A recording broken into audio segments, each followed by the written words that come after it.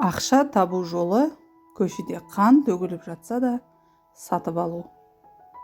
Күндіз түні жұмыс істеген адамның ақша табуға уақыты жоқ. Егер сіздің жалғыз мақсатыңыз ақша табу болса, онда сіз оған ешқашан жетпейсіз. Мен өзімнің 100% жұмысымнан гөрі 100 адамның 1% алғанын қалаймын. 24 сағат жұмыс істеп, бірақ басыңды істетпесең, ақша таба алмайсың. Бай адамда ешқашан артық ақша болмайды, ал кедейде болады. Күш үнсіздікте. Кедей өзінен парсы шейхін көрсеткенін ұнатады. Бай болса, ақшасына қарай өмір сүреді. Ең маңыздысы ақша емес. Ешқашан шағымданбаңыз және өзіңізді ақтамаңыз. Бедел жинаңыз, ертең ол сізге жұмыс жасайтын болады. Кедей ақша үшін жұмыс істейді, ал ақша байлар үшін жұмыс істейді.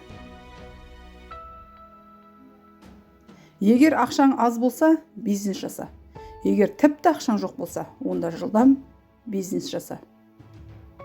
Адамдарға шын көңілден көмектес, бірақ жалқау мен жұмыс жақпайтындарға емес. Кедей байларды көре алмайды, ал бай кедейді сезбейді.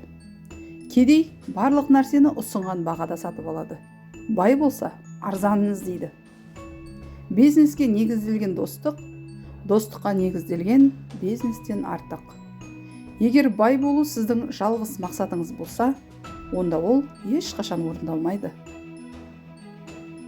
Мен әрқашан кез келген сәтсіздікті мүмкіндікке айналдыруға тырыстым.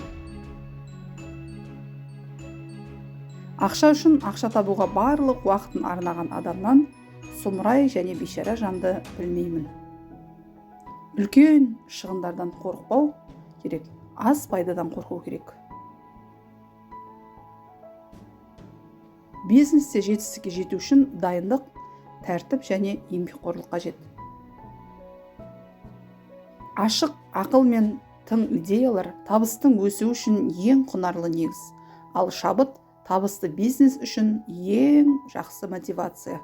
Сіздің табысыңыз өзіңіз қабылдаған шешімдерге байланысты. Шыдамдылық бұл бизнестің жалпы табысының бірінші және ең маңызды алғы шарты.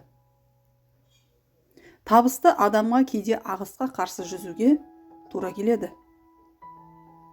Табандылық арқылы кез келген нәрсеге, дұрыс-бұрыс, жақсы-жаман нәрсеге қол жеткізіледі.